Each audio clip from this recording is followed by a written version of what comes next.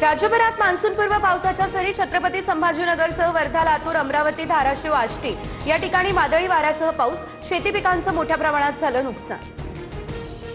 सोलापूर जिल्ह्यात वादळी वाऱ्यामुळे हॉटेल, पेट्रोल पंप यासह पशुधनाचं मोठं नुकसान। वादळी वाऱ्यामुळे हॉटेलसह पेट्रोल पंपाचं छत अक्षरशः उडालं। पिंपळगावमध्ये वीज पडून 2 म्हशी देखील दगावल्या असल्याची माहिती समोर।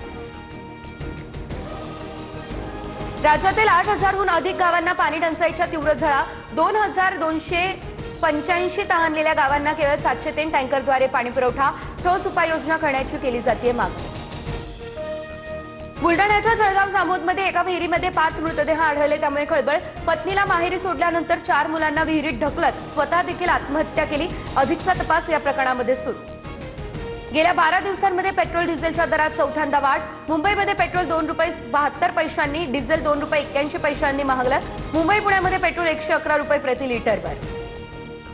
इंधन मिळणार की नाही या भीतीनं 20% मागणी वाढली। पुरवठ्यावर ताण येण्याइतपत साठेबाजी करू नका, पेट्रोल डिझेलवर मुख्यमंत्री फडणवीसांचा हा सल्ला।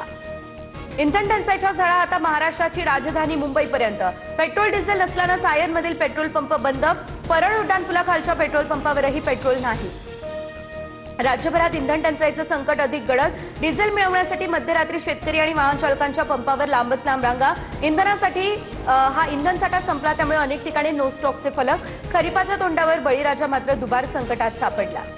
गोकुळ दूध संघाच्या निवडणुकीचं बिगुल वाजलं। 2 जून ते 1 जुलैपर्यंत ठराव सादर करण्यासाठी आदेश। प्रारूप मतदार यादी तयार करण्यासाठी ठराव मागवले।